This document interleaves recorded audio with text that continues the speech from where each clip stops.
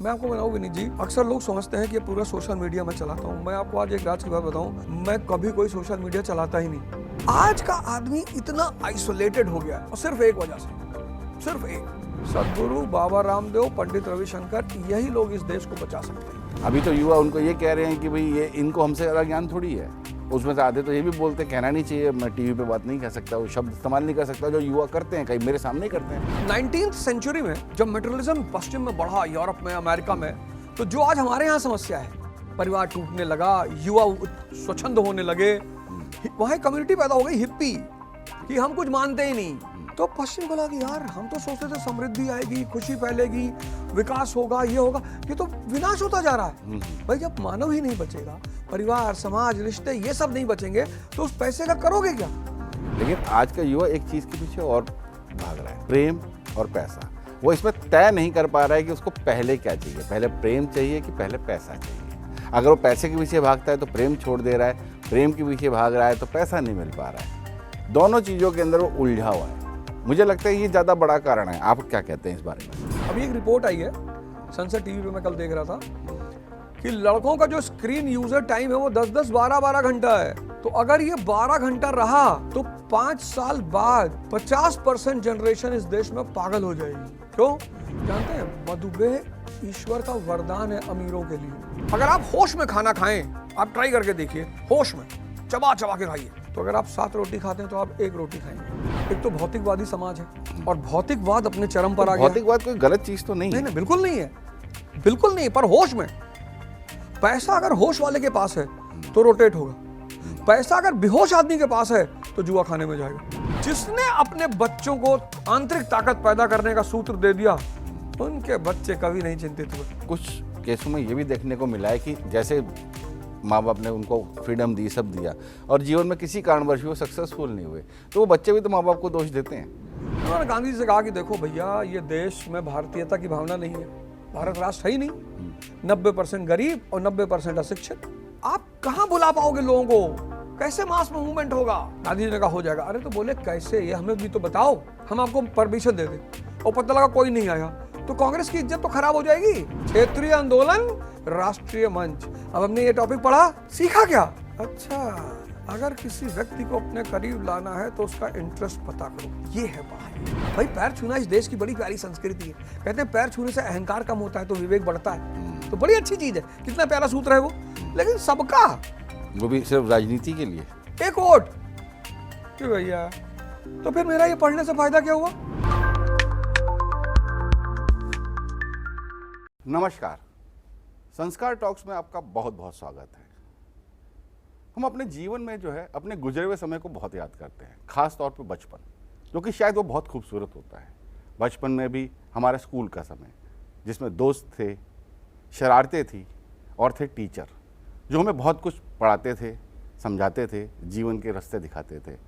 आज हमारे साथ एक ऐसे मास्टर जी हैं जिनको आज भी हम बहुत याद करते हैं, और उनसे पढ़े हुए स्टूडेंट भारत में ऊंचे ऊंचे पदों पे स्थापित होते हैं। आज हमारे साथ एक ऐसे ही टीचर मौजूद हैं, अवध ओझा सर। आपका बहुत बहुत स्वागत है। थैंक यू विनीत जी, नमस्कार सर। कैसे हैं आप? बहुत अच्छा, बहुत शानदार, और आपसे मिलके तो और ही मज़ा ही आ जाता है। सर, मेरे मन में एक जिज्ञासा है। जी बताएं। आपका जो मैंने इतिहास पढ़ा, जो देखा, जो सुना, जो आपके बारे में जाना, टीचर कैसे बने आप? आपको कैसे लगा कि आपको टीचर बनना चाहिए, अध्यापक बनना चाहिए? नहीं विनीत जी, मतलब मैं तो कभी सोचा ही नहीं था कि मैं टीचर बनूंगा। मतलब मेरे जैसा आदमी, इसलिए मैं भारत में 2 लोग एक्सीडेंटल हैं। एक मनमोहन सिंह जी थे, एक्सीडेंटल प्राइम मिनिस्टर, और एक मैं हूँ एक्सीडेंटल टीचर। उसमें कहानी ये है, बड़ी छोटी सी कहानी है कि मैं इलाहाबाद में था, दिल्ली से गया था इलाहाबाद। तो हाँ, मेरे एक मित्र हैं हुसैन जी, वो कोचिंग चलाते थे, तो उनका हिस्ट्री का टीचर चला गया था। थोड़ा अच्छा। खटपट हो गई थी, कुछ पेमेंट वगैरह को लेके बात चल रही थी, तो वो आ नहीं रहा था। तो लड़के बड़ा बवाल मचा रहे थे कि भाई टीचर लाओ, टीचर लाओ। तो हुसैन जी बड़े परेशान थे। तो हमने कहा हम पढ़ा दें। अरे बोले कोचिंग बंद थोड़ी करानी है, अभी कायदे का टीचर चाहिए। तो मैंने कहा ऐसा करता हूँ कि 1-2 दिन मैं चलता हूँ, कुछ कहानी वगैरह सुनाऊंगा, तब तक तुम टीचर अरेंज कर लेना। बोले हाँ ये तो है। तो मैं गया, तो बच्चों से मैंने कहा कि भाई आपके टीचर आने वाले हैं, तब तक आप बताओ आपको कौन सा टॉपिक पढ़ाना है। तो लड़कों ने बताया कि साहब वैदिक काल सर समझ में नहीं आता और क्या होता है, तो मैंने समझाया, लड़कों को मजा आ गया। तो जब 3 दिन बाद टीचर की व्यवस्था हुई तो लड़कों ने कहा नहीं ओझा सर से पढ़ेंगे। अच्छा, तो उसे मैंने कहा कि क्या पढ़ा दिया यार, अरे मैंने कहा भाई तो हम भी नहीं समझ पा रहे क्या पढ़ा दिया, लेकिन लड़के बड़े खुश है, कह रहे हो यार तुम्ही को मांग रहे हैं, तो पढ़ा देते। बस वहीं से कहानी शुरू होते होते होते होते विमर्श नाम था, शगुन कोचिंग का नाम था, फिर बाद में उन्होंने विमर्श रखा। फिर मैं 1-2 कोचिंगों में पढ़ाया, इलाहाबाद में एक सुरेश बहादुर सिंह थे, उनकी कोचिंग थी। फिर दिल्ली आया, यहाँ उष्मा नाम से मैंने अपनी एक संस्था चलाई। फिर मैं चाणक्य में रहा और फिर अंततः वाजीराम पहुँच गया। तो ये रहा मेरा लगभग कितने साल हो गए होंगे? 25 साल। अभी क्या है आजकल के युवा में, और जो 25 साल पहले युवा जो पढ़ के आ रहे थे, जो आपके पास आ रहे थे यूपीएससी क्लियर के लिए ट्रेनिंग लेने के लिए, और आज का जो युवा आ रहा है आपके पास, आपको कोई बेसिक फर्क नजर आ रहा है इसमें? नहीं, बहुत फर्क है। वैसे भी change is the law of nature. 1950 में जो युवा रहे होंगे उनके पास डिस्ट्रैक्शन नहीं रहा होगा, क्योंकि बहुत था अगर उनके पास तो रेडियो था। अच्छा, रेडियो सुनना है, वो भी 2-3 प्रोग्राम्स होते थे, एक सुबह या दोपहर या शाम, तो डिस्ट्रैक्शन बाहर से ज़्यादा नहीं था। अच्छा, 1980 के आसपास टीवी आना शुरू हुई, थोड़ा सा डिस्ट्रैक्शन बढ़ा। 91 के बाद तो घर घर में टीवी हो गई, क्योंकि ज़्यादातर लोगों को तो रामायण महाभारत देखना था। तो आप देखो 1950 का युवा, फिर 1980 का, फिर 90 का। आज क्या है पोस्ट कोविड के बाद कि आज वो डिस्ट्रैक्शन हाथ में लेके चल रहा है, मोबाइल। मतलब हल्का सा अनरेस्ट हुआ तो वो आंख बंद करके ध्यान नहीं करेगा, वो माला निकाल के माला नहीं पढ़ेगा। फिर 1950 का जो युवा है उसके पास अगर वो डिस्ट्रैक्ट हुआ, स्ट्रेस हुआ, वो माला निकाल लेगा, गायत्री मंत्र पढ़ने लगेगा, वो ध्यान करने लगेगा, योग करेगा। आज हल्का सा स्ट्रेस में आएगा, वो यूट्यूब खोल लेगा, वो ट्विटर खोल लेगा, वो इंस्टाग्राम खोल लेगा। तो उसका जो लेवल ऑफ डिस्ट्रैक्शन है बाहर का, वो बहुत ज़्यादा बढ़ गया है, बहुत ज़्यादा। इससे क्या हुआ है, उस बहुत ज़्यादा डिस्ट्रैक्शन के बढ़ जाने से क्या हुआ है कि जो टीचिंग पैटर्न है उसको बहुत बड़े पैमाने पर परिवर्तन करने की आवश्यकता है। आज के युवा के अंदर एक जो चीज़ जो सबसे ज़्यादा देखने को आ रही है, जिसके पीछे वो एकदम पागल की तरह भाग रहे हैं, सफलता, सक्सेस, और दूसरी चीज़ है पैसा। हाँ बिल्कुल बिल्कुल, ये बात एकदम सही है। मेरा सवाल भी खत्म नहीं हुआ सर। मेरा यहाँ ये मेरा जानना चाहता हूँ कि क्या सक्सेस का कोई पैमाना है, पैसे की कोई हद है? आदमी कैसे तय करे कि उसे कितना सक्सेस होना है? आदमी कैसे तय करे कि उसका कितना पैसा होना चाहिए? कैसे वो एक युवा अपने आप को उस पैरामीटर में डालेगा कि हाँ भाई मुझे ये करना है? और इसमें शिक्षकों की क्या भूमिका रहती है? ये एक ही सवाल में 3 सवाल है। अच्छा, एक चीज़ मैं आप यहाँ पे पूरी कर लूँ विनीत जी, कि आज का युवा एक मामले में बड़ा आगे है, इन्फॉर्मेशन के मामले में। वो तो आपने बताया ना, मोबाइल हाथ में। अब जो आपका दूसरा सवाल है कि आखिर सफलता क्या है और पैसे की लिमिट क्या है।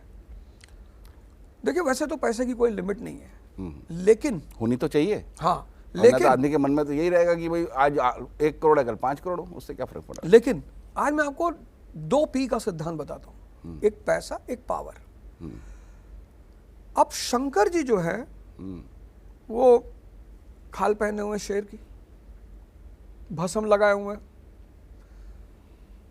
सांप लपेटे हैं, डमरू लिए। तो एक साइड में आज का युवा जब देखेगा ना तो देखेगा कि अरे यार बेचारे गरीब हैं। अब आज का युवा और शंकर जी को अगर अगल बगल खड़ा कर दिया जाए तो पहना है लुई विट्टन का जूता 2.5 लाख का, वो पहना है बर्बरी की शर्ट 1 लाख की, उसने चश्मा लगा रखा है टॉम फोर्ड का, घड़ी रोलेक्स की पहन रखी है, लेकिन अंदर से खोखला है, वो शक्ति नहीं है, समझ नहीं है, साहस नहीं है। लेकिन शंकर जी अब बाहर से देखने पे वो तो लग रहे एक सामान्य व्यक्ति, सांप लपेटे। आज का युवा तो छिपकली देख ले तो बेहोश हो जाए। मतलब बैल संभाल रहे हैं, भूत प्रेत उनके साथ टहल रहे हैं, विष पी ले रहे हैं। आज का युवा अगर देसी दूध, विनीत जी, वो जो गांव वाला होता है, ये वाला नहीं जो पैकेट में मिलता है, गांव वाला जो आपने देखा होगा, जो उपले पे रख दिया जाता था तो धीरे धीरे गौशाला से आज भी मिलता है। हाँ, और फिर शाम होते होते वो लाल हो जाता था। अगर वो 1 गिलास दूध शहरों में लड़कों को पिला दिया जाए, इनको डायरिया हो जाएगा।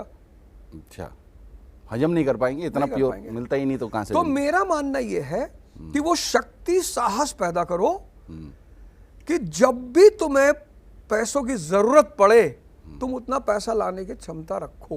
जैसे पार्वती जी ने शंकर जी से कहा कि मुझे मकान चाहिए, उन्होंने कहा ठीक है बनवाता हूं, तो कुबेर को बुला के लाए, सोने का महल बनवाया। आज लोग परेशान इसलिए हैं क्योंकि वो गलत डायरेक्शन में भाग रहे हैं, पैसे के पीछे भाग रहे हैं। पैसा आनंद नहीं देगा, आनंद जो देगा वो शक्ति देगी। तो अगर पब्लिक, अगर जनता और युवा अपना डायरेक्शन चेंज कर ले, शक्ति, भगवान शंकर को अपना मॉडल बना ले, सिर्फ हर हर महादेव कहने से कुछ नहीं होगा। साधारणता के साथ शक्ति, और इतनी शक्ति कि जिस चीज की जरूरत हो वो आ जाए, तो आप तो अपरिग्राही भी हो गए। भाई आप 2.5 लाख का जूता पहने, 15 लाख की घड़ी पहने, तो आप टेंशन में रहेंगे अंधेरे की तरफ से गुजरते हुए कि कोई मार के लूट ना ले। हाँ, ये भी एक कारण है, कुछ भी हो सकता है, कुछ भी हो सकता है। इसलिए जिसके पास बाहर का धन ज्यादा है वो बहुत टेंशन में है क्योंकि उसको संभालना है, और जिसके पास अंदर का धन ज्यादा है वो छीन नहीं सकते। तो सारा बवाली यहीं पे है कि हमारी दिशा गलत है। जब हम स्कूल में पढ़ते थे तो हमारे पास 2 चीजें होती थी, एक होती थी हमारी डायरी, और उस डायरी से निकलता था डिसिप्लिन। बिल्कुल बिल्कुल। कितनी उपयोगिता समझते एक विद्यार्थी जीवन के अंदर एक डायरी की, एक डिसिप्लिन की। स्कूल बड़ी प्यारी व्यवस्था है, बहुत प्यारी। और स्कूल की सबसे कीमती चीज थी डायरी। उसमें टाइम टेबल लिखा होता था, 7 बजे से लेकर 2 बजे तक का होमवर्क लिखा होता था। आज भी आप गौर करना, जितने लोग अच्छे पदों पे हैं, अच्छी जगह हैं, वो सब डायरी मेंटेन करते हैं। लेकिन स्कूल के बाद 90% लड़के डायरी नहीं उठाते। आजकल तो वैसे भी लिखने और पढ़ने की हैबिट बहुत चली गई है, वो तो सब मोबाइल पे चल रहा है, वहीं देखना है, वहीं लिखना है। आप जानते हो उसका क्या दुष्परिणाम क्या है? चाय पीने निकले, 3 लोग पहले से चाय की दुकान पे खड़े थे, तो 12 बजे चाय पीने निकले थे और 5:30 बजे तक खड़े रहे। और डिस्कशन किस पे हो रहा है कि यार राखी सावंत बार बार शादी करके तोड़ देती है। अरे तो तेरे पेट में क्यों दर्द हो रहा है? कर रहे थे। जहां डिस्कशन होना चाहिए ईरान इजराइल संबंध पे, जहां डिस्कशन होना चाहिए यूक्रेन रशिया वॉर पे, भारत के फॉरेन रिजर्व पे, कोई शेड्यूल ही नहीं आज के लोगों का। कोई आपको मूवी देखने जाना है, आप एकदम जाओ, पर वो आपके शेड्यूल का पार्ट होना चाहिए। पता लगा आप घूमने निकले, आपका कोई रिश्तेदार मिला कि यार पिक्चर देखने जा रहे हैं, चलो। आपने कहा नहीं यार पैसा नहीं होता है, हम देंगे यार पैसा, आप चले गए, क्योंकि आपका कोई शेड्यूल ही नहीं है। तो जिसके पास डिसिप्लिन नहीं है उसके पास कंसिस्टेंसी नहीं है, हार्ड वर्क नहीं है, और जहां ये तीनों चीजें नहीं है वहां सक्सेस कभी आ ही नहीं सकती। मतलब सक्सेस मतलब अचीवमेंट जो आप पाना चाहते हैं। सक्सेस तो बहुत डिफरेंट चीज है। अब आज के युवाओं के नजर में कबीरदास जी तो सक्सेसफुल है ही नहीं, क्योंकि उनके पास मर्सिडीज नहीं है, क्योंकि उनके पास महल नहीं है। लेकिन कबीरदास जी जैसा आनंदित आदमी कौन हो सकता है? एक वीवर है बेचारे, जुल्हा है, और जो बातें उन्होंने लिख दी, कभी स्कूल नहीं गए। सफलता वो चीज है, अचीवमेंट और सफलता, इसमें हमें कंफ्यूज नहीं होना चाहिए। हम आईएएस बनना चाहते हैं, बन गए, वो हमारी अचीवमेंट है। बड़े बड़े आईएएस ऑफिसरों ने, मैंने पिछले 10 साल में देखा, कई आईएएस ऑफिसरों ने वीआरएस लिया, कई ने सुसाइड किया। अच्छा, हाँ, क्या कारण रहा होगा भाई? ऐसा है ना कि ये जीवन महाभारत, ये बड़ी बात है, इसको थोड़ा सा मतलब खुल के बताएं, जिससे कि समझ में आए कि हाँ किन कारणों की वजह से अचीवमेंट पाने के बाद भी लोगों ने सुसाइड जैसा काम करने का प्रयास किया या किया। देखिए, जब आदमी बच्चा होता है तो उसकी समझ कम होती है। तो बच्चों की, हम सब भी बच्चे ही थे, तो हम क्या सोचते थे कि कॉलेज जाएंगे बड़े होके, और शादी होगी और बुलेट होगी और आज़ादी होगी। हमें क्या पता था कि बड़े होने के बाद एक ऐसे महाभारत के मैदान में उतर जाएंगे जहां हर दिन लड़ाई होगी। ठीक, आप देखिए, गौर करिए विनीत जी, जैसे जैसे व्यक्ति की उम्र बढ़ती जाती है वैसे वैसे उसको बचपना याद आता जाता है। मैंने तो शुरुआत में ये बात कही कि हमें अपना बचपन बहुत याद आता है, बहुत, और वही हमारी जड़ें भी हैं, वहीं से हम चले हैं। क्योंकि बचपन में समझ नहीं है। भाई आप एक 5 साल के बच्चे के सामने एक सोने की बिस्किट बड़ी सी रख दीजिए और एक चॉकलेट रख दीजिए, तो ज्यादातर संभावना ये है कि वो चॉकलेट ही उठाएगा। हाँ, जो कि सोने की वैल्यू नहीं पता उसे, नहीं पता। आप एक बच्चे से पूछिए कि खेलोगे कि मर्सिडीज पे बैठ कर घूमोगे, वो कहेगा खेलेंगे। उसे मतलब ही नहीं कौन मर्सिडीज है, उसे कहीं जाना ही नहीं। लेकिन जैसे ही व्यक्ति 20 साल में एंटर करता है, मतलब खासकर 11th से उसके ऊपर प्रेशर बढ़ता है। पहला तो परिवार का, कि भैया अगर मार्क्स नहीं लाओगे तो दिल्ली यूनिवर्सिटी के कॉलेज अच्छे नहीं मिलेंगे।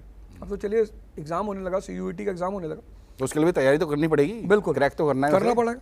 अब क्या है कि 12th से ही लोग कैरियर ओरिएंटेड होते हैं, IIT, नीट, और माँ बाप, सोसाइटी, फ्रेंड्स, टीचर, यहां से इनका दबाव बढ़ना शुरू हो जाता है। यहां से फिर वो जैसे ही 26 साल का होगा, 26 प्लस होगा, तो फिर अगला चैलेंज शादी। फिर जैसे वो 35 का होगा, उसके बाद दूसरा चैलेंज आ जाएगा कि बच्चे, घर, परिवार, इनको पढ़ाना लिखाना। मैं सोचता हूं विनीत जी कि ये जो महाभारत है, ये कोई एक घटना नहीं थी, हर व्यक्ति के जीवन में महाभारत है। हर व्यक्ति अर्जुन की स्थिति में है, और जिस अर्जुन को कृष्ण मिल गया, यानी दिशा देने वाला, वो इस महाभारत को जीत गया। तो अचीवमेंट जब लोगों को मिल जाती है, जो आपने आत्महत्या वाली बात कही थी, अचीवमेंट लोगों को मिल जाती है, लेकिन वो चुनौतियां खत्म नहीं होती। तो आदमी उन चुनौतियों से घबरा के आत्महत्या कर ले रहा है, मतलब कि धैर्य, अंदर की आत्मशक्ति, आत्मबल, आत्मविश्वास की कमी, वो भी एक इतनी बड़ी UPSC एग्जाम पास करना कोई एक मामूली बात नहीं है, ये भी आप मानोगे। 1000 सीटें होती है मेरे ख्याल से, और उसके ऊपर जो विद्यार्थी होते हैं जो एग्जाम देने आते हैं, वो मेरे ख्याल से 5 से 7 लाख होते हैं आराम से। हाँ, इतने तो होते ही हैं मेरे ख्याल से। बिल्कुल। और उसके बावजूद भी जो है वो इतना बड़ा करके, और फिर वो उसका धैर्य और उसकी आत्मशक्ति और उसका आत्मबल कहाँ चला जाता है? वो झेल नहीं पा रहा है, मतलब समाज को नहीं झेल पा रहा है। यही इसी बात, आपने बड़ी अच्छा सवाल यहाँ पे उठा लिया। यही बात मैं परिवारों से कह रहा हूँ, पेरेंट्स से कहता हूँ कि देखिए, पढ़ाई के साथ साथ व्यक्तित्व का विकास बहुत जरूरी है। आप एक गौर करिए, आनंद सिंह जी है, हाँ, बड़े वायरल है आजकल, खबरों में खूब नाम चल रहा है उनका, टीवी पे खूब नाम आ रहा है। उन्होंने खुद कहा, मैं तो सैल्यूट करता हूं उस आदमी को, उन्होंने खुद कहा कि मैं पढ़ा लिखा नहीं हूं, लेकिन एक चीज उस आदमी के पास है, विट है, हाजिर जवाबी है, और कुछ भी बोलता है वो आदमी। मैंने अच्छे अच्छे पत्रकारों को उस आदमी के सामने हाथ जोड़ते हुए देखा। अच्छा, अब बताइए, जैसे कि समाज में कहा जाता है कि अरे भैया पढ़ोगे नहीं तो भीख मांगोगे, वो आदमी, एक पत्रकार ने पूछा कि ये आपकी लेगेसी, आपके बाद आपके बच्चे संभालेंगे? अरे उसने कहा पता नहीं संभालेंगे कि नहीं संभालेंगे, मेरे पिताजी ने मुझसे थोड़ी कहा था नेता बनने के, तुम्हारे पिताजी ने कहा था पत्रकार बनने के लिए। मतलब विट वाले जवाब है, ऐसा नहीं कि ऐसा ही जवाब है, विट वाले। एक लेडी ने पूछा आप गुस्सा क्यों करते पत्रकारों पे? उसने कहा मैं गुस्सा नहीं करता हूं, ये आते मुझे पैनिक करके कुछ निकलवाने के लिए, इसलिए मुझे गुस्सा आता है। अब देखिए, पढ़ाई बुरी नहीं है, लेकिन अगर पढ़ाई के साथ व्यक्तित्व तो नहीं होगा, श्री कृष्ण पढ़ाई भी है, व्यक्तित्व भी है, भगवान राम पढ़ाई भी है, व्यक्तित्व भी है। मैं इस पे आऊंगा भगवान राम के ऊपर। हाँ। जो कि जो धैर्य की परिकाष्ठा है भगवान राम, मर्यादा पुरुषोत्तम है भगवान राम। बिल्कुल। जब उस आदमी का एक शायद कुछ समय बाद ही जो है उसे राजा बनना था, और वो जो है उसे शपथ देनी थी, या उसके ऊपर जो है राजा बनने की पूरी तैयारी हो चुकी थी, उसी क्षण उसे बताया जाता है कि उसे वन जाना है। बिल्कुल। तो मैं यही कह रहा हूं कि वो कहां से इतना धैर्य लेकर आए? आज की डेट में अगर किसी बच्चे के 2 नंबर कम आ जाते हैं, वो छत से कूद जा रहा है। बिल्कुल। तो इसमें कमी किसकी मानेंगे? शिक्षा पद्धति की मानेंगे, धैर्य की मानेंगे, या हमारे समाज की मानेंगे? आपने एक मूवी देखी होगी 3 इडियट। हाँ बिल्कुल, कितनी प्यारी मूवी है। आपके इन सारे सवालों का जवाब उस मूवी में है। उसमें एक रैंचो है जिसकी समझ बड़ी प्यारी है। वो अपनी पढ़ी हुई चीजों को अपने जीवन में अप्लाई करता है। जब रैगिंग होती है, कैसे वो तार खींच के उसको स्पून में बांध कर और फिर उसका इस्तेमाल करता है। वो कोई क्यूरियस है, वो सवाल करता है। उसका टीचर डीन कहता है कि ये पेन खोजा गया था स्पेस में लिखने के लिए, तो कहता है सर पेंसिल क्यों नहीं सर? मतलब उस आदमी, उस मूवी में रैंचो का जो मॉडल है ना, वो एजुकेशन सिस्टम का मॉडल होना चाहिए। चतुर्लिंगम है, सिर्फ रटने पे डिपेंडेंट है। दूसरा कैरेक्टर जो है चमत्कार का बलात्कार कर दे रहा है, वो उसे पता ही नहीं क्या कर रहा है, पता ही नहीं। आज मेजॉरिटी लड़के इसी अवस्था में है एजुकेशन पॉलिसी की वजह से, जो फांसी लगा लेता है क्योंकि टीचर इतना दबाव डाल रहा है, इतना प्रेशर क्रिएट कर रहा है समाज। मैं आप लोगों से कह रहा हूं, हाथ जोड़ के, इस देश के पेरेंटों से, जैसे आपने 20 साल की उम्र में दबाव झेला है, ऐसे आज आपके बच्चे देख रहे हैं और बहुत ज्यादा देख रहे हैं। तो बच्चों को उत्साह की जरूरत है, प्रेम की जरूरत है, लड़ाई में दबाव। आप अपने बच्चों के कृष्ण बनिए, उन्हें रास्ता दिखाइए, उन्हें प्रोत्साहित करिए, उन्हें हंसाइए। आप मत दबाव को बढ़ाइए। तो आज क्या हुआ है ना कि शिक्षा एजुकेशन पॉलिसी जो हमारी है वो बहुत कम, वो अगर रैंचो मॉडल को अपना ले कि हमें लड़कों का विजडम बढ़ाना है, देखने का दायरा बढ़ाना है, विजन बढ़ाना है, क्यूरियस करना है, ये सारी प्रॉब्लम यहीं पे खत्म हो जाएगी। आप तो बहुत सारे आश्रमों से भी जुड़े हुए हैं, शिक्षक बाद में बने या पहले आश्रमों से जुड़े, तब मन में आया कि शिक्षक भी ठीक है, आगे बढ़ाना चाहिए। आश्रमों से जुड़ने का क्या कारण था? धर्म की तरफ आपका कितना रुझान रहा और क्यों हुआ? दुनिया में दो चीजें हैं, एक धर्म है, एक पाखंड है। अच्छा। दुनिया धर्म से परेशान नहीं है, दुनिया पाखंड से परेशान है। जैसे मैं हिंदू धर्म में पैदा हुआ और हिंदू धर्म तो बेमिसाल, इसका मतलब मैं ये नहीं कह रहा हूं कि बाकी बेमिसाल नहीं है, क्योंकि मुझे अपना धर्म समझ में बहुत आया। हनुमान जी है, मैंने एक बड़ी सी फोटो हनुमान जी की अपने घर में लगा रखी है। क्यों? क्योंकि वो ध्यान के सिद्धांत के प्रतिपादक हैं। मैं जब चुनाव लड़ रहा था तो मैंने एक आदमी से कहा, मैंने कहा यार रावण से युद्ध में बहुत लोगों ने राम जी का साथ दिया, तो हनुमान ही भगवान क्यों है? सुग्रीव क्यों नहीं? अंगद क्यों नहीं? नल नील क्यों नहीं? तो किसी ने जवाब ही नहीं दिया। अरे भैया ऐसे ही। अरे मैंने कहा ऐसे थोड़ी, जब युद्ध खत्म हुआ और भगवान राम ने सबकी विदाई की, सबको कुछ ना कुछ दिया, तो लास्ट में जब हनुमान जी को देने का बारी आई तो कहते हैं कि भगवान के पास कुछ बचा नहीं, जो कि संभव ही नहीं है। ये चांद तारे गैलेक्सी सब उसी के हैं। लेकिन कहानी है कि सीता जी अपनी मोती की माला निकालकर हनुमान जी को देती है। हनुमान जी क्या करते हैं? मोती निकालते हैं, कूचते हैं, देखते हैं, फेंक देते हैं, कूचते हैं, फेंक देते हैं। तो राम जी ने पूछा कि प्रभु ये क्या है? कहे भगवान देख रहा हूं कि इसमें राम जी हैं कि नहीं, अगर नहीं है तो मेरे किस काम के? तो जो आदमी 24 घंटे राम में रत है, राम यानी चेतना, वो भगवान हो ही जाएगा।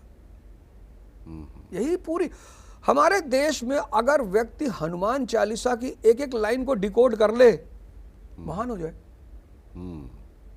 वो पूरा विज्ञान है। राम रसायन तुम्हारे पासा, इस शरीर में राम रूपी रसायन है, यानी चेतना। शंकर जी किसके प्रतिपादक हैं? ध्यान और योग के। ये सब सिद्धांतों के प्रतिपादक हैं। भगवान राम त्याग और तपस्या के, कि अगर आपको श्री राम से प्रभु राम बनना है तो आपको त्याग और तपस्या करना पड़ेगा। 14 उन्होंने किया, वो भगवान बन गए। आप कम से कम एक तो कर लो। कैसे? तो, जैसे आज का युवा कैसे करेगा? युवाओं के साथ एक बड़ी समस्या भी है, यहाँ सक्सेस हुआ, यहाँ परिवार छोड़ा। हाँ, वो तो एक अलग मुद्दा है, उस पर भी मैं चर्चा करूंगा। जब वो अपने पे कंट्रोल ही नहीं कर पा रहे, वो समझ ही नहीं पा रहे कि जो उसकी जो सफलता है वो अकेले उसकी नहीं है, उसके परिवार की है। तो कैसे वो अपने आप को कंट्रोल करे? क्या करना है जीवन में? विनीत जी, पहले मैं उस सवाल को आपको पूरा कर दूं, तो फिर मैं आपके इस पे आता हूं, परिवार वाले सवाल पे। तो जब मैं गुरुओं से जुड़ा, महाराज अड़गड़ानंद,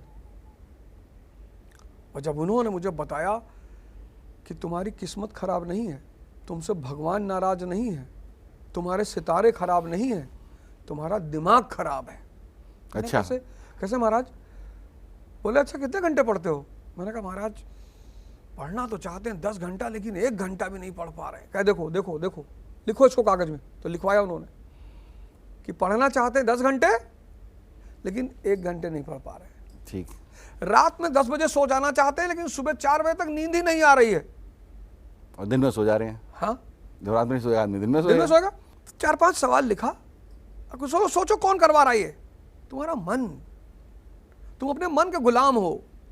जो मन का गुलाम है वो इस दुनिया में नौकर है, जो मन का मालिक है वो इस दुनिया में राजा है।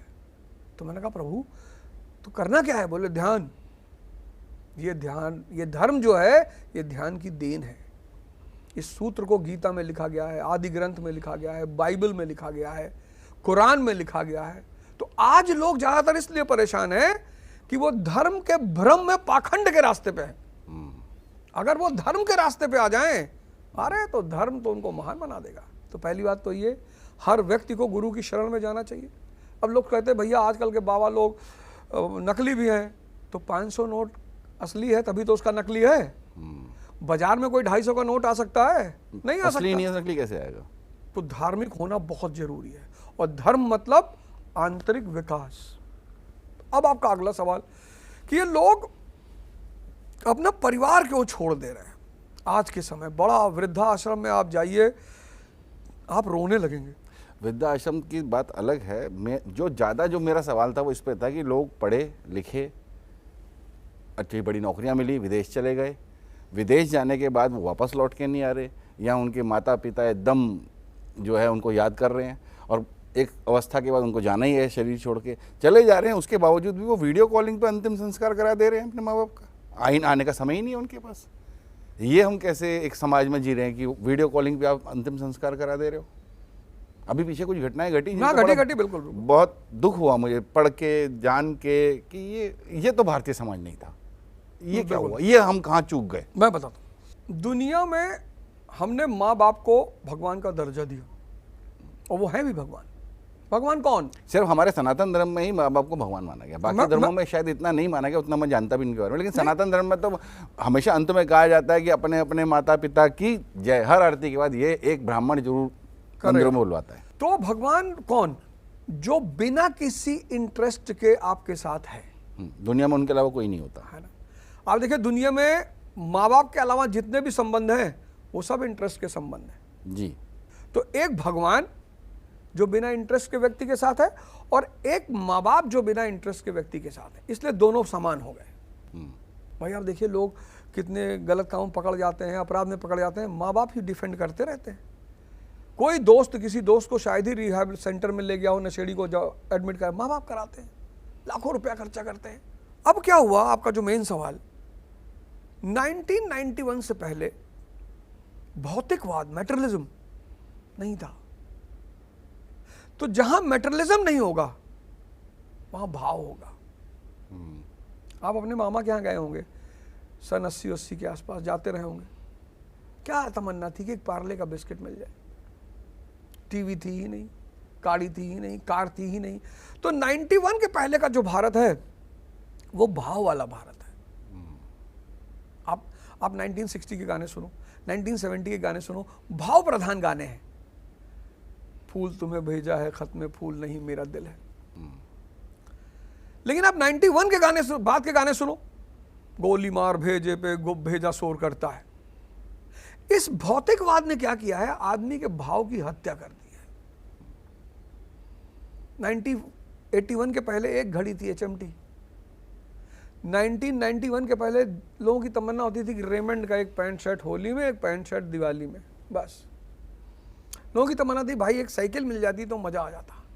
इस अब आज के जो लोग हैं, मतलब जो 90s के बाद पैदा हुए, उन्होंने भाव को बहुत कम देखा, या मैं कहूं ना के बराबर देखा। 2000 के बाद तो एकदम ये बात एकदम सत्य है। उन्होंने सिर्फ एक चीज देखी, इंटरेस्ट, पैसा, मटेरियल, गाड़ी। आज का आदमी, मेरे एक दोस्त है, उनके पास स्कोडा है, कहते हैं मैं बहुत गरीब आदमी हूं। मैंने क्यों? कहा यार मर्सिडीज जिसके पास नहीं है वो भी अमीर हो सकता है क्या? वो आदमी परेशान रहता है। स्कोडा 30-40 लाख की गाड़ी कितनी प्यारी गाड़ी है। तो भौतिकवाद की इस दौड़ ने कि मेरे पास अगर विला नहीं है 1000 गज में तो मैं गरीब हूं, मेरे पास मर्सिडीज नहीं है तो मैं गरीब हूं, मेरे पास रोलेक्स की घड़ी नहीं है तो मैं गरीब हूं, मेरे पास दुबई में घर नहीं है तो मैं गरीब हूं। इस भौतिकवाद के नशे ने भाव की हत्या कर दी है। अब इसको हम वापस कैसे लेके आए? कैसे उन्हें हम समझा पाएंगे कि माँ बाप बहुत जरूरी है जीवन में, परिवार बहुत जरूरी है जीवन में, भाई बहुत जरूरी है, बहन बहुत जरूरी है।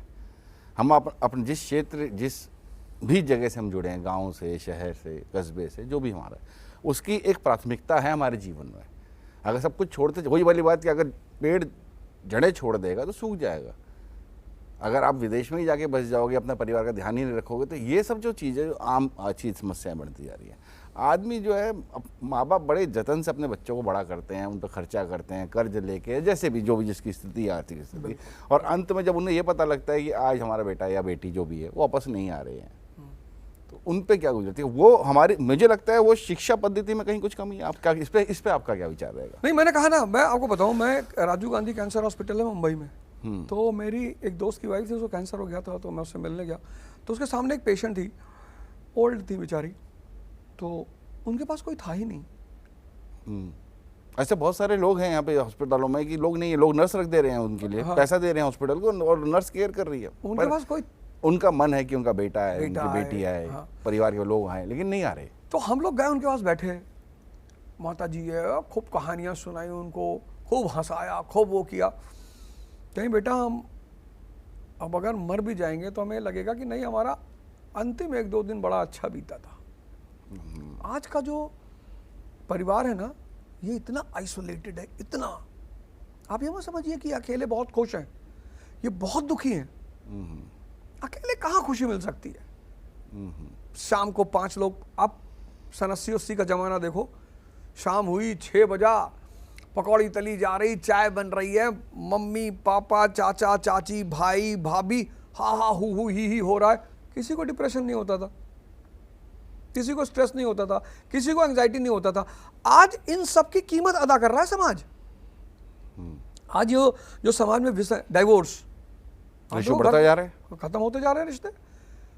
डाइवोर्स की नौबत पे तो बाद में आएगी जब शादी करेंगे। आजकल तो लिविंग में रह रहे हैं लोग, लिविंग में रह रहे हैं, और ये कल्चर बहुत तेजी से भारत में फैल रहा है। बिल्कुल बिल्कुल। अरे इसको अभी रिसेंटली लोगों ने उठाया कि भाई इस मुद्दे, इसका कुछ विषय, लेकिन वहां पर मेरा ये कहना था, तो मैं ये कह रहा हूं कि इतनी ज्यादा समस्या इस वक्त समाज में चल रही, आदमी अकेला हो गया है, उसके फेसबुक पे 1 लाख फॉलोवर है और शाम को उसके साथ घर पे कोई बैठने वाला नहीं है, उसके ट्विटर पे 10 लाख फॉलोवर है, उसका व्हाट्सएप भरा पड़ा है।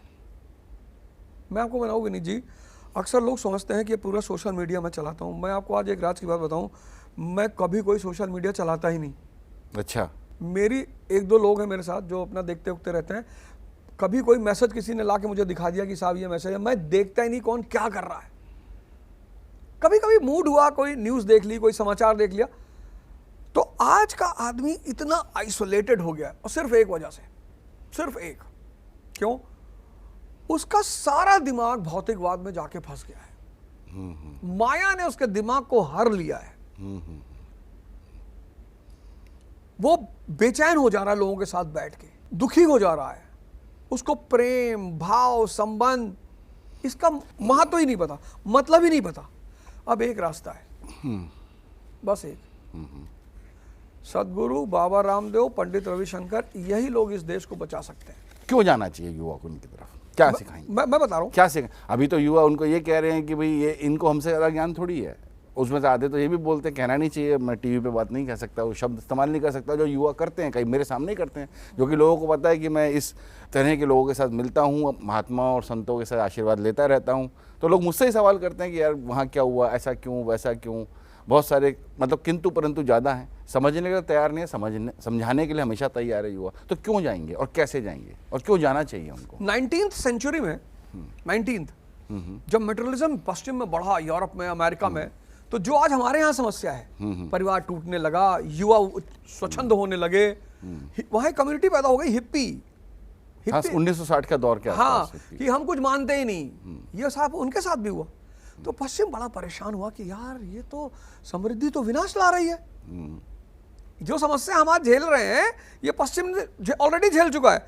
तो पश्चिम को लगा कि यार हम तो सोचते थे समृद्धि आएगी, खुशी फैलेगी, विकास होगा, ये होगा, ये तो विनाश होता जा रहा है। भाई जब मानव ही नहीं बचेगा, परिवार समाज रिश्ते ये सब नहीं बचेंगे, तो उस पैसे का करोगे क्या?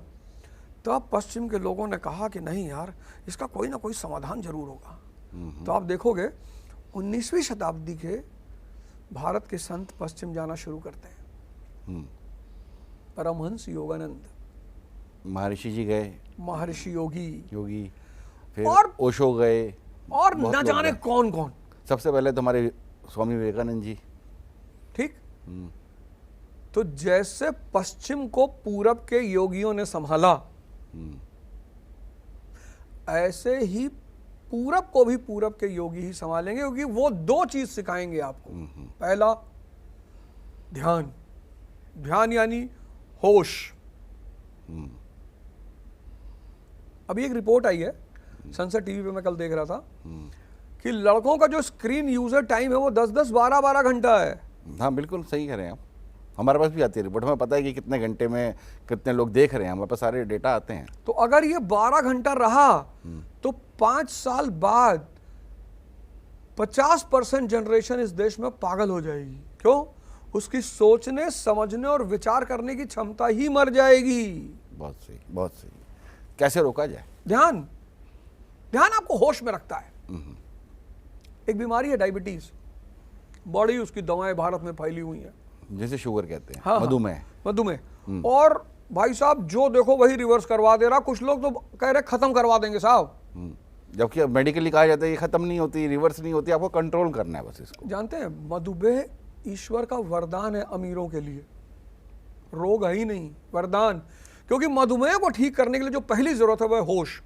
अगर आप होश में खाना खाएं, आप ट्राई करके देखिए, होश में चबा चबा के खाइए, तो अगर आप 7 रोटी खाते हैं तो आप 1 रोटी खाएंगे। स्वाद किसको चाहिए? मन को। खाना किसको चाहिए? पेट को। हम क्या करते हैं? स्पीड में चावल उठा, मुंह में मारा, अब चावल उठाया, 3 किलो चावल खा गए, मन को स्वाद ही नहीं मिला।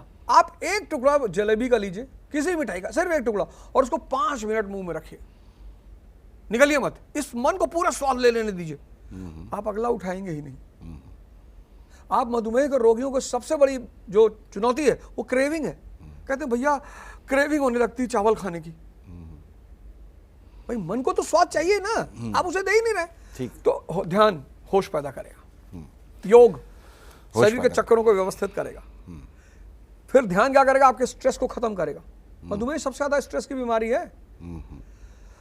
अब सोचिए उसी मधुमेह को लोगों ने क्या साबित कर दिया कि बीमारी है भैया, वरदान है कि आप सन्यासी बनो, योग और ध्यान के रास्ते पे आओ। तो ये जो मैंने नाम लिए, पंडित श्री श्री रविशंकर, सदगुरु, बाबा रामदेव, ये आपको ध्यान कराएंगे, आपके मन को मजबूत कराएंगे, आपके मन को आपका गुलाम बनाएंगे और आपकी शरीर को शक्तिशाली वज्र की तरह बनाएंगे। तो जिसका मन और शरीर शक्तिशाली हो गया वो भाव प्रधान। कृष्ण को आप देखिए, सुदामा आए हैं मिलने के लिए, सुदामा इतना भाव दिखा रहे हैं, कृष्ण इतना भाव दिखा रहे हैं। आपके भाव से मुझे एक बात याद आई, जो आज का युवा है वो अपने आगे सक्सेस के लिए, सफलता के लिए काम कर रहा है, प्रयासरत रहा है, होना भी चाहिए, ऐसा नहीं कि नहीं होना चाहिए। लेकिन उसके अंदर एक चीज़ और देखने में मिली है कि वो माइक्रो लिविंग की तरफ आता जा रहा है। धीरे धीरे छोटा परिवार, छोटा मैं, मेरी बीवी, मेरे बच्चे, उससे आगे नहीं बढ़ पा रहे हैं। अब इस पे आ गए हैं हम लोग।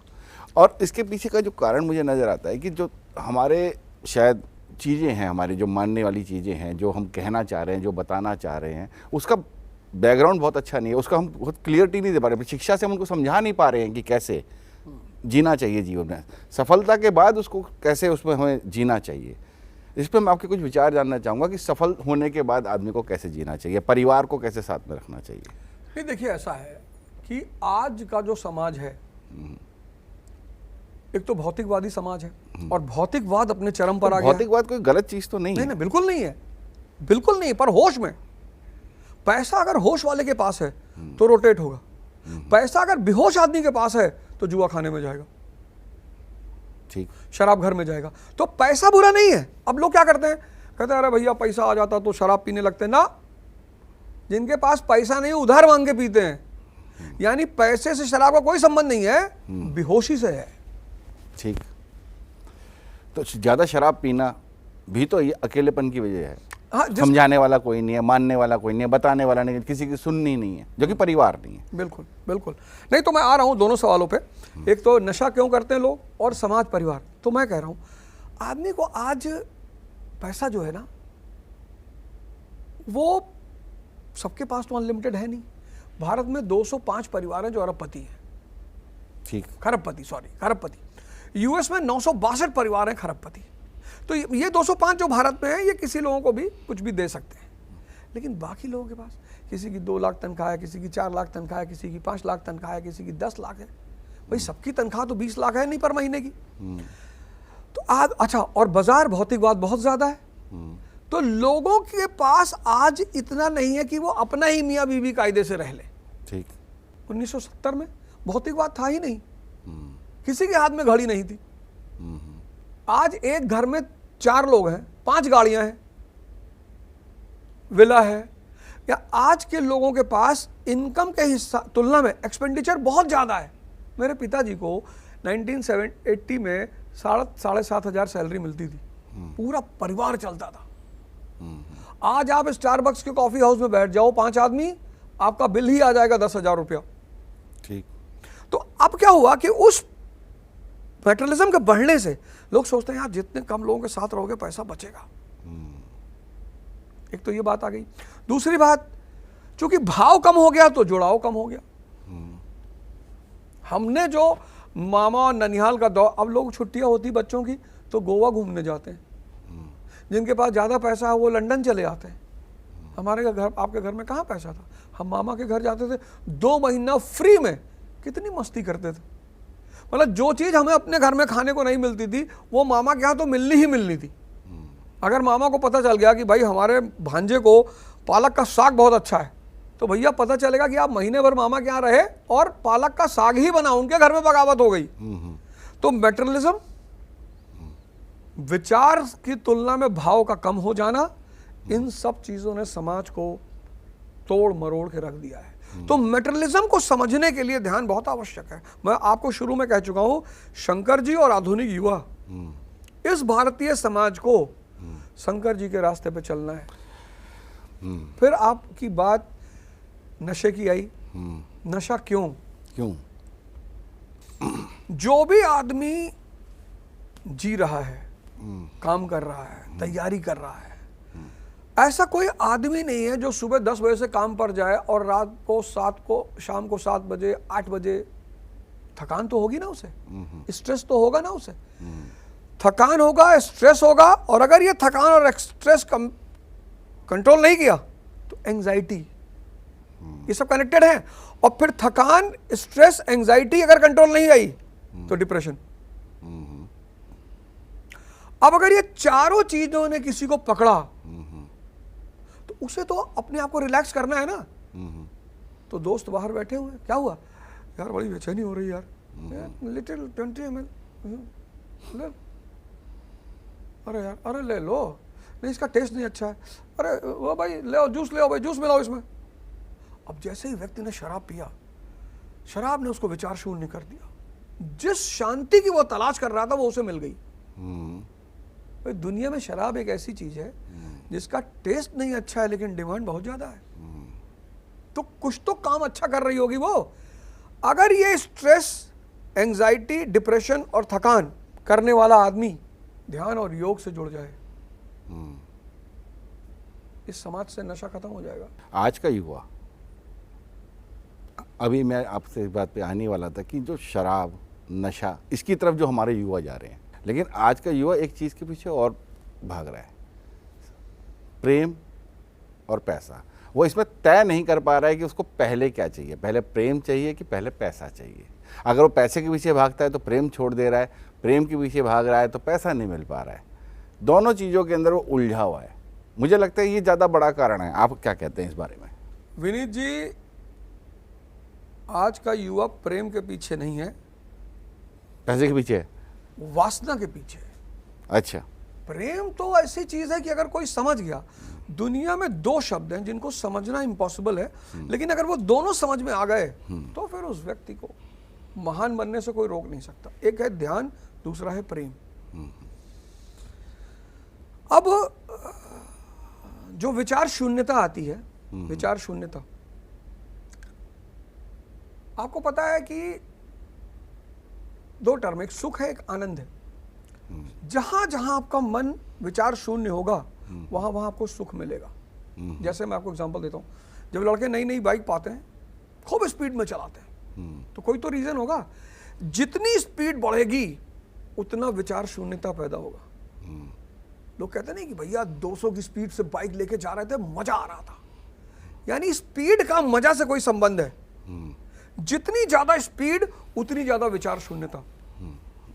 जहां जहां, जैसे आप मूवी बैठ के देख रहे हैं और मूवी मजेदार है, आप खो गए, 3 घंटा आपके अंदर कोई विचार नहीं आया। आप जब मूवी खत्म हुई, उस पर द एंड लिखा था, अच्छा खत्म हो गई।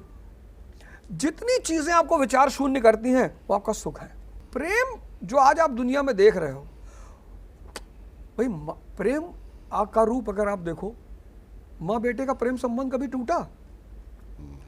पिता पुत्री का प्रेम संबंध कभी टूटा? क्योंकि भाव का संबंध है। ये प्रेमी प्रेमिका के ही क्यों टूट जाता है? क्योंकि वासना का संबंध है। तो मैं इस देश के युवाओं से कहूंगा कि तुमको प्रेम भी मिलेगा, तुमको पैसा भी मिलेगा। तुम काबिलियत पहले पैदा कर लो, शक्ति पहले पैदा कर लो, उपयोगिता। कैक्टस पे आपने कभी किसी को जल चढ़ाते हुए देखा? पौधा तो वो भी है। लोग जल किस पे चढ़ाते हैं? तुलसी पे। तुलसी पे। तो जिसके पास जितने ज्यादा गुण, उसकी उतनी ज्यादा उपयोगिता, उसकी उतना समाज में मान सम्मान। तो ना तो आप प्रेम के पीछे भागिए और ना आप पैसे के पीछे भागिए, आप अपनी शक्ति, उपयोगिता के पीछे भागिए। जितना आप शक्तिशाली होते जाएंगे, उपयोगी होते जाएंगे, ये प्रेम और पैसा दोनों आपके पीछे आता चला जाएगा। आप मुझे एक बात बताइए, अगर बाबा रामदेव जी आज कहें कि मैं स्वयंवर करूंगा, शादी करूंगा, तो मुझे लगता है पूरे देश में भगदड़ मच जाएगी उस स्वयंवर में हिस्सा लेने के लिए। हाँ, 20-25% लोग तो आ ही जाएंगे। तो क्यों? क्योंकि बाबा शक्तिशाली, उपयोगी, शोहरत। एक एग्जाम्पल के कह रहा हूं, बाबा तो बेचारे सुनेंगे अगर तो कहेंगे यार ये क्या बोल दिया। एक बात कह रहा हूं भाई, अगर कोई भी, मैं सिर्फ एग्जाम्पल दे रहा हूं, लेकिन कितने युवा हैं तो स्वयंवर करें तो लोग गाली दें कि खाने को ठीक नहीं, 10 रुपये जेब में नहीं, स्वयंवर कर रहे हैं। तो शक्ति जरूरी है, उपयोगिता जरूरी है, प्रेम और पैसा उसका बाई प्रोडक्ट है। आज के दौर में जो एक यात्रा चल रही है, आपने सुना होगा, भागेश्वर धाम जी एक यात्रा चला रहे हैं, धीरेन्द्र शास्त्री जी, धीरेन्द्र शास्त्री जी पूज्य। और उस यात्रा का जो मोटिव है वो है सभी धर्मों को एक करना, सभी लोगों को एक साथ जोड़ना, जो हमारे समाज में पीछे रह गए हैं उनको भी साथ में लेके चलना। तो आपको क्या लगता है कितने सफल हो पाए 29 साल के जो संत हैं, वो क्या कर पाएंगे? देखिए, बात साल की नहीं है। 16 साल उम्र थी सचिन तेंदुलकर की जब वो कराची में पाकिस्तान के खिलाफ खेल रहे थे। ठीक है। तो अब्दुल कादिर ने कहा कि सचिन तेंदुलकर के पास से जब गुजरते हैं तो दूध की खुशबू आती है, मतलब बच्चा है। और अब्दुल कादिर के एक ओवर में सचिन तेंदुलकर ने 30 रन मारा था। काबिलियत का उम्र से कोई संबंध नहीं है। बागेश्वर बाबा यानी धीरेन्द्र शास्त्री जी बहुत ही आक्रामक हैं उम्र के हिसाब से। संत तो हैं ही हैं, संतों ने इस देश का भला भी किया है। मैं इस मंच से उनसे 2 बातें कहूंगा जी। उनकी सफलता का, चूंकि वो काम अच्छा कर रहे हैं, बढ़िया कर रहे हैं, ठीक है, बहुत बढ़िया। पर मैं उनसे 2 बातें कहूंगा। एक, महाराज जी ये स्पष्ट कर दें कि वो उस जाति व्यवस्था के वाद के खिलाफ हैं जिसको अंग्रेजों ने पैदा किया। बागेश्वर महाराज जातिवाद के खिलाफ लड़ रहे हैं, ये अंग्रेजों ने पैदा किया। जाति व्यवस्था पैदा हुई थी जजमानी व्यवस्था की वजह से, वो दूसरी चीज थी, वो अंग्रेजों के आने तक खत्म हो चुकी थी।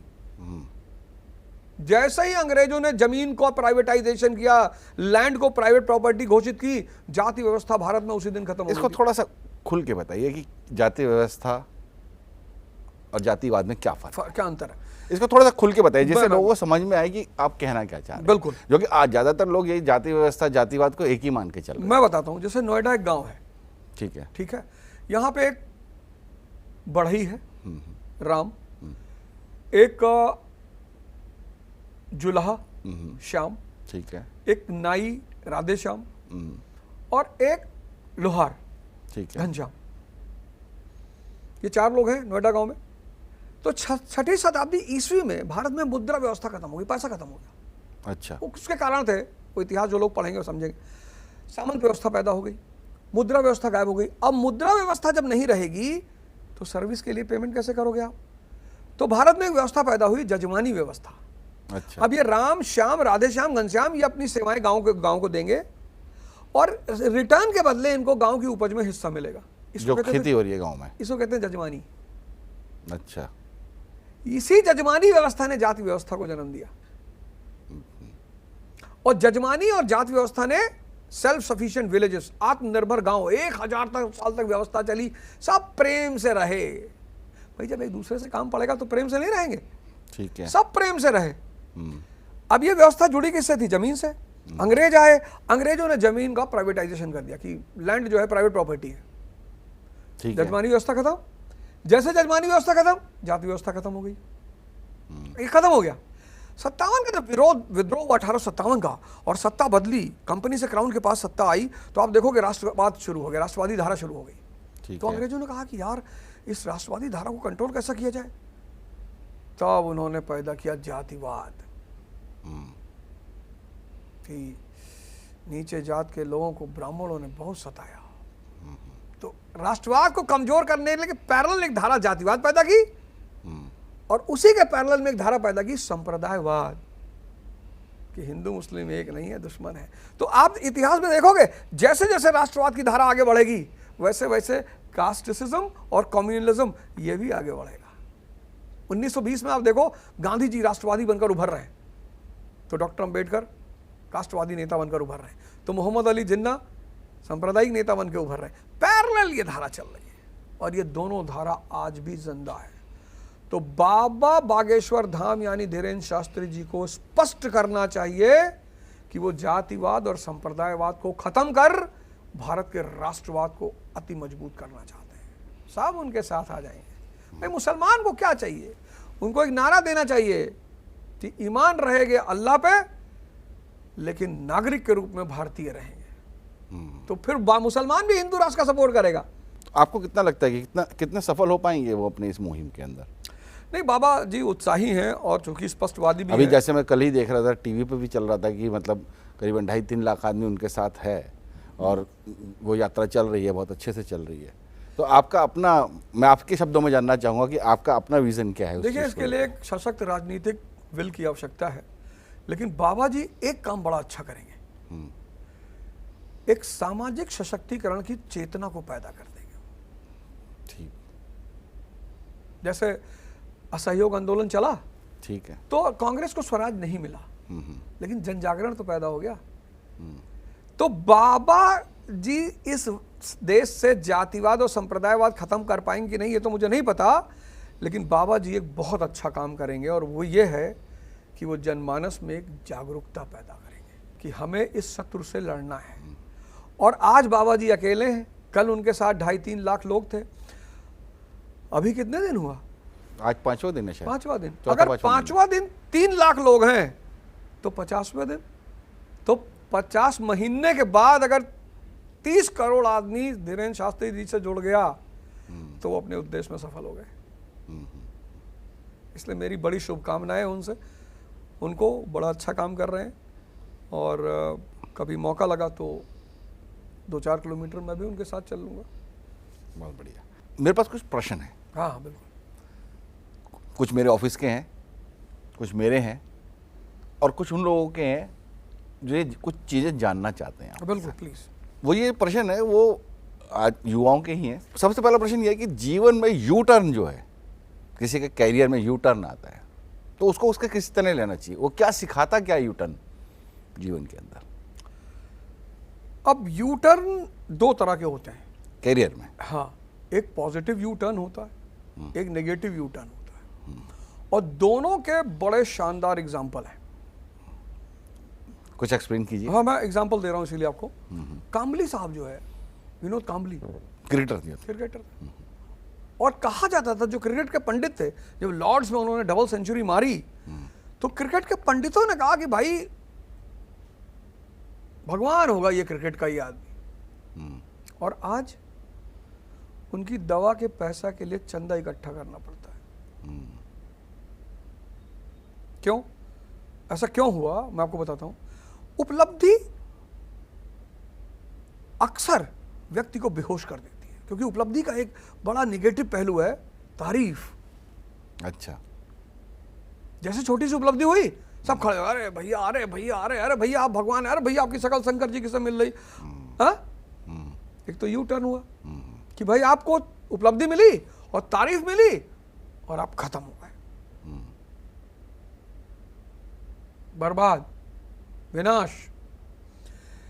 एक यू टर्न है कि जब आप किसी फील्ड में एंटर करते हैं और आप गिरते हैं और बहुत बुरा गिरते हैं, बर्बाद, आपका मकान नीलाम होने जा रहा है, आपका घर नीलाम होने जा रहा है और आप देश की एक हैसियत है। अमिताभ बच्चन, ABCL डूब गई, अमिताभ बच्चन बर्बाद हो गए। मुझे लगता है ये दोनों एग्जाम्पल इस देश के लोगों को पता होगा, लेकिन वो व्यक्ति गिरा पर होश में था। विनोद कांबली उठे पर बेहोश थे। समझिएगा आप मेरी बात को। विनोद कांबली उठे और बेहोश हो गए, खत्म हो गए। अमिताभ बच्चन गिरे और होश में थे, फिर खड़े हो गए। ठीक। तो उठना या गिरना गलत नहीं है, आपका होश में या बेहोश में रहना बहुत इंपॉर्टेंट है। जब आप विद्यार्थी जीवन में थे तो कभी आप चिंतित हुए अपने भविष्य को लेके? क्या अगर आप चिंतित हुए तो उसका आपने क्या रास्ता ढूंढा? आज के समय में मैं देख रहा हूँ जो विद्यार्थी चाहे छोटी क्लास में या अभी 7th में, 8th में या 10th में है, वो इतना ज़्यादा चिंतित है कि वो बिल्कुल ही और कुछ करने के लिए तैयार नहीं है कि हाँ भाई मेरे को ये करना है। वो एकदम उसको फोकस्ड है, अगर वो नहीं हुआ तो उसका कुछ नहीं होगा, जीवन खत्म हो जाएगा। तो ये जो एक चीज़ है, इसको कैसे ख़त्म किया जाए? शेर को कभी पागल होते सुना आपने? नहीं सुना होगा, हो सकता होता हो पर आपने और हमने सुना नहीं। इन कुत्ते को पागल होते सुना होगा कि कुत्ता पागल हो गया। कुत्ता आम तौर पर दिए हुए भोजन पर डिपेंडेंट है। कुत्ता आम तौर पर दिए हुए भोजन पर डिपेंडेंट है। तो अगर वो दिया हुआ भोजन रुक जाए तो डिस्टर्ब हो जाएगा। बिल्कुल। अच्छा, उसकी इतनी क्षमता है नहीं कि वो अपना भोजन पैदा कर ले। ठीक। लेकिन शेर वो दिए हुए भोजन पर डिपेंडेंट नहीं है। वो लेटा हुआ है मस्ती में, जानवर सामने से जा रहे हैं, कोई फर्क नहीं पड़ता। जैसे उसे भूख लगी, एक जिब्रा को पटक दिया, एक भैंसे को पटक दिया, एक हिरन को पटक दिया। ऐसे मनुष्य भी है जिसको अपनी शक्ति का आभास है, वो कभी चिंतित नहीं होगा। आज के बच्चे, इनको तो घर वालों ने इतना चिंतित कर रखा है। हो 6th, 7th, 8th पेरेंट्स। मैं अपनी सोसाइटी में, हमारे बच्चियाँ पहले यहाँ रहती थी तो बच्चियों के दोस्त भी थे, लड़के लड़कियाँ थे। तो आमतौर पे क्या था कि मेरे जो बच्चों के दोस्त के पेरेंट्स हैं वो अपने बच्चों को मुझसे बात नहीं करने देते थे। क्या कारण? ये बच्चे मेरे पास आए, बोले अंकल पढ़ने का मन नहीं आ रहा है। मैंने कहा मत पढ़। अकबर भी नहीं पढ़ा लिखा था, तो बच्चे बड़ा खुश होते। मैंने कहा लेकिन बेटा एक बात, समझ का विकास करो। इस देश के माँ बाप बच्चों को ये नहीं सोच पाते कि मासूम बच्चे हैं, नर्सरी का बच्चा, फर्स्ट का बच्चा, सेकंड का बच्चा, थर्ड का बच्चा। तुमको डॉक्टर बनना नहीं तो ये हमारा परिवार समाज में इज्जत खो देगा। तू कौन से जॉन एफ कैनेडी के खानदान का है जिसने अपने बच्चों को आंतरिक ताकत पैदा करने का सूत्र दे दिया? उनके बच्चे कभी नहीं चिंतित हुए। लेकिन ज़्यादातर कुछ केसों में ये भी देखने को मिला है कि जैसे माँ बाप ने उनको फ्रीडम दी, सब दिया, और जीवन में किसी कारणवश वो सक्सेसफुल नहीं हुए, तो वो बच्चे भी तो माँ बाप को दोष देते हैं कि हमारे माँ बाप ने हमें ढंग से नहीं रखा, डांटा नहीं समय पे। देखिए, समय पे ये बात नहीं बताई, वरना हम ये नहीं करते। मैं बताऊं, छूट देना और स्वच्छंदता देना दोनों अलग बातें हैं। ये बड़ी बात है, जरा खुल के बताइए इसको। छूट देना और स्वच्छंदता देना, दोनों शब्द में बड़ा फर्क है। छूट में क्या है कि आपकी एक लिमिट है। बाहर जाइए, घूमिए, मूवी जाना है, पिताजी को बता के जाइए। मतलब एक गार्जियन है जो 24 घंटे आप पे नजर रखा है कि आप क्या कर रहे हो, लेकिन आप को छूट है, रिलैक्समेंट है। ठीक है। मतलब फ्रीडम ऑफ एक्सप्रेशन है, कंडीशनल है। अपनी बात कहोगे, गाली नहीं दोगे किसी को। स्वच्छंदता। अमिताभ बच्चन की एक मूवी आई थी शराबी, उसमें अमिताभ बच्चन जी यही प्राण से कहते हैं जो आप मुझसे कह रहे हैं कि आपने कभी पूछा मैं किस स्थिति में हूं? आप तो मैं जब भी परेशान हुआ आपने पैसा दे दिया। तो जिन्होंने अपने बच्चों को स्वच्छंदता दी वो अमिताभ बच्चन के शराबी हो गए। ठीक। भाई दिशा तो चाहिए ही, डायरेक्शन तो चाहिए, गलत और सही का निर्णय तो चाहिए, भाव तो चाहिए, पिता की संगत, माँ बाप की संगत तो चाहिए। तो माँ बाप को स्वच्छंदता नहीं देना चाहिए। चलिए वापस अपने टॉपिक पे आते हैं कि जो हम बात कर रहे थे कि कैसे इस देश को अब हम आगे बढ़ाएंगे धर्म के प्रति, धर्म की बात को लेके, धर्म को युवाओं से क्या मिलता है, युवा धर्म से जुड़ते हैं तो क्या कहते हैं। आज की डेट में जो सबसे बड़ी समस्या है कि लोग जो है, अभी पीछे मैंने देखा काफ़ी युवा लोगों को कि वो धर्म से काफ़ी विमुख होते जा रहे हैं। 21 के बाद कुछ बदलाव आए हैं लेकिन बहुत ज़्यादा नहीं आए। प्रश्न बहुत हैं, शायद इसका कारण यह है कि एक ही धर्म के अंदर बहुत सारी किताबें हैं, एक ही धर्म को बताने वाले बहुत सारे लोग हैं। इसमें संतों की क्या भूमिका होनी चाहिए? आप स्वयं भी बहुत सारे उनके साथ जुड़े हुए हैं, आश्रमों के साथ। आइसक्रीम बच्चे क्यों खाते हैं? स्वाद के लिए। मजा आता है। मजा आता है। तो जिस दिन धर्म व्यक्ति के व्यक्तित्व का विकास करने लगेगा, मतलब आप संत के पास गए, पुरोहित के पास गए, उसने आपसे कहा कि भाई ये कर और 15 दिन बाद मुझसे मिल, और लड़के ने किया और उसका कंसंट्रेशन बढ़िया हो गया, पढ़ाई होने लगी, सुबह नींद खुलने लगी, वो धार्मिक नहीं हो जाएगा? लेकिन उससे कहा गया कि तुम भैया एक काम करो, हनुमान चालीसा डेली पढ़ो। वो 6 महीना पढ़ा, कोई परिवर्तन ही नहीं हुआ। तो 7वें महीना पढ़ पाएगा? नहीं। हनुमान चालीसा को इम्प्लीमेंट करना है, सिर्फ पढ़ना नहीं है। श्री गुरु चरण सरोज रज निंदन मुकुर सुधार बरन और अकबर विमल जस जो दायक पलचार, बुद्धिहीन तन जान के सुमरो पवन कुमार, बल बुद्धि विद्या दे मोहि हरउ कलेश विकार। मर्सिडीज नहीं मांगनी है, मकान नहीं मांगना है, बीवी नहीं मांगनी, पति नहीं मांगना, तो मांगना क्या है? बल बुद्धि और विद्या। जाना किसके पास है? गुरु के पास। श्री गुरु चरण सरोज रज। तब वो गुरु क्या करेगा? ये जो गूढ़ लाइनें हैं हनुमान चालीसा की, जय हनुमान ज्ञान गुण सागर, ये जो हनुमान रूपी श्वास की धारा है, ये ज्ञान का सागर है। जय कपीश तुम लोक उजागर, राम दूत अतुलित बलधामा। जो सांसें हैं ये राम की दूत हैं, राम जी से जुड़ी हुई हैं। तो जैसे आप इन सांसों से जुड़ोगे, आप राम जी से जुड़ जाओगे। राम दूत अतुलित बलधामा। और जब जो आदमी प्रैक्टिस करना शुरू करेगा, विपासना यही कराती है, गीता यही कराती, कुरान आदि ग्रंथ सब यही कराते हैं। तो जब वो धर्म को पालन करेगा और उसके अंदर विकास होगा और जीवन परिवर्तित होगा, तो धर्म उसके लिए आइसक्रीम बन जाएगा। आपकी बात अच्छी है। मैं इसके अंदर एक बात और कहना चाहूँ, जैसे भी हमारी बात हो रही थी कि एक तरफ आम जनता है जो नेता चुनती है, एक तरफ ब्यूरोक्रेट्स हैं जो पढ़े लिखे हैं, पेपर पास करके आए हैं। दोनों में समझ में नहीं है। आपने बताया कि इन दोनों के अंदर कुछ ना कुछ प्रॉब्लम्स हैं। तो क्या ऐसा नहीं हो सकता कि इन दोनों के साथ में एक, जैसे पहले होता था कि राजाओं के पास एक राजगुरु होते थे जो दंड लेके चलते थे, जो न्याय और धर्म के दंड के बीच में खड़े होते थे, वो सिद्धांत कितना सक्सेस होगा अगर हम दोबारा उसको वापस लेकर आते हैं कि हर एक मंत्रालय के अंदर एक गुरु भी हो, या एक गुरुओं के साथ कुछ बात ऐसी हो कि जो शिक्षा दें मंत्रालयों को, जो ठीक से काम करने के लिए हैं, एडवाइजर्स हैं। आप देखिए गुरुओं को, जो हमारे धर्म गुरु हैं, जैसे श्री श्री जी हो गए, जैसे भागेश्वर धाम जी हो गए, जैसे हमारे बाबा रामदेव जी हो गए। देखिए ऑफिशियली तो ये संभव नहीं है, आधुनिक लोकतंत्र में ये संभव नहीं है। लेकिन ये संभव है कि अनऑफिशियली आप इन लोगों से मुद्दों पे राय ले सकते हैं। ऐसा नहीं कि नहीं ले सकते हैं, ऑफिशियली तो पॉसिबल नहीं, क्योंकि हमने प्रजातंत्र में जो आधुनिक हमारा पार्लियामेंट्री फॉर्म ऑफ गवर्नमेंट है, उसमें धर्म को पर्सनल बना दिया है। अच्छा। कि धर्म एक व्यक्तिगत चीज़ है। आप हिंदू हैं अपने घर में हैं, आप मुसलमान हैं अपने घर में, आप जैसे पार्लियामेंट में पहुंचेंगे आप इंडियन हो जाएंगे। तो ये भी तो भारतीय संस्कृति का भाग है। वो ठीक है, मैंने कहा ना अनऑफिशियल ले लीजिए आप। जैसे धीरेन्द्र शास्त्री जी हैं, अब वो भारत जोड़ो यात्रा कर रहे हैं कि भारत के लोगों को जोड़ा जाए, अनऑफिशियल है, गवर्नमेंट ऑफ इंडिया नहीं स्पॉन्सर कर सकती उसको। अपनी राय तो दे सकते हैं, बस ठीक है, राय लीजिए, कोई बात नहीं। तो जो इसको आप अपने शब्दों में कैसे कहेंगे? नहीं, देखिए अगर बुद्ध हैं तो अजात शत्रु को राय दे रहे हैं, बिंबिसार को राय दे रहे हैं। जो जागृत व्यक्ति है उसका राय विजडम वाली राय होगी। जैसे वशिष्ठ जी ने राय दी कि राजन गलत हो रहा है, नहीं जाना चाहिए। मैं बताऊं, अशोक महान हुआ, उसमें एक बौद्ध संत का बड़ा हाथ था, उसका नाम था मोगालीपुत्र तिस। वो अशोक को राय देता था। वो कहता था कि अगर घर में शांति नहीं होगी तो घर का खात्मा हो जाएगा, ऐसे राष्ट्र में शांति नहीं होगी तो राष्ट्र खत्म हो जाएगा। तो जैसे आज हिंदू मुसलमान ईसाई लड़ रहे हैं, ऐसे तब बौद्ध जैन ब्राह्मण लड़ रहे थे। तो बड़ी लड़ाई थी बौद्ध और जैनों के बीच। तो हाँ, तो अशोक ने पूछा महाराज क्या करें? कहा एक ऐसी धम्म की नीति लेके आओ जिस प्लेटफॉर्म पे सारे धर्म खड़ा हो जाए। तो अशोक धम्म की नीति लेकर आता है। तो उस धम्म के प्लेटफॉर्म पे वो भारत के सारे धर्मों को बुलाता है।